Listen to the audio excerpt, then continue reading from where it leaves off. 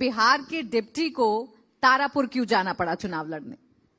मेरा जन्म स्थान है और मैं उस इलाके में, मेरा जन्म हुआ और उसी इलाके में मैंने पूरी राजनीति की है और एक राजनीतिक कार्यकर्ता के तौर पर मेरा वहीं शुरुआत हुआ है। पार्टी ने तय किया कि वहां लड़ रहा है, मैं लड़ रहा हूं। पिता की विरासत या समीकरण? नहीं, मेरा जन्म स्थान है और मैं तो खगड़िया से भी 5 बार चुनाव लड़ा हूं। ये लंबे समय से काम करने का मौका मिला है। पार्टी जहां से भी चुनाव लड़ने, मैंने तो कहा ही था किशनगंज भी लड़ाने का काम यदि पार्टी करेगी तो सम्राट चौधरी किशनगंज से भी लड़ने के लिए तैयार है। ये सवाल इसलिए क्योंकि जब पिता की विरासत की बात आती है और आप वहां से इस बार मैं चुनावी मैदान में हैं तो थोड़ा बहुत नर्वसनेस होती है कि एक बड़ी विरासत है, उसे संभालना है, जीत दर्ज करनी बड़ी जरूरी है। देखिए, कोई पहला चुनाव लड़ता रहता है तो जरूर ये सोचने का विषय होगा।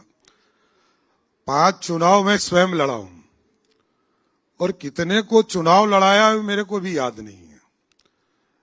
1995 से 96, 98, 99, 2000, 2004, 2005, 2005 से लगातार कई ऐसे चुनाव आए जिसमें किसी के सहयोगी बनकर हम लोग चुनाव लड़ाते रहे और स्वयं भी कई चुनाव लड़ने का अनुभव है।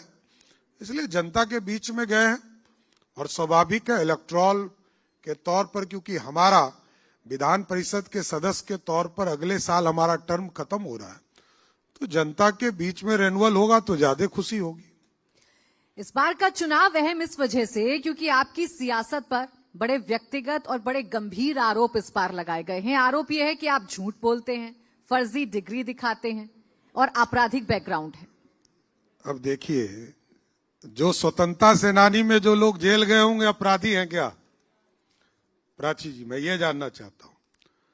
सम्राट चौधरी विधानसभा के अंदर, उससे ज्यादा रिकॉर्डेड कुछ नहीं होता है, विधानसभा के अंदर बोलता हूं मैं और लालू जी के परिवार के सामने बोलता हूं, आंख में आंख मिलाकर, कि यदि लालू प्रसाद यादव ने मेरे को जेल में नहीं डाला होता, गैंगवार में सम्राट चौधरी यदि एक मच्छी भी मारा होता तब तो चिंता किया होता। और जिस केस को 1998 में पुलिस ने असत्य कर दिया, ह्यूमन राइट्स कमीशन ने बिहार की सरकार पे प्लेंटी कर दिया हो, उसके बावजूद कुछ लोग, देखिए आप देखते हैं ना राजनीति में या ताश खेलते होंगे तो एक जोकड़ होता है, जोकड़ का कोई महत्व नहीं होता, मतलब खाली पत्ता होता है। कुछ लोग राजनीति में जोकड़ बन के आए हैं, उसको यह हिम्मत भी नहीं है कि जनता के बीच में जाके चुनाव लड़ सके।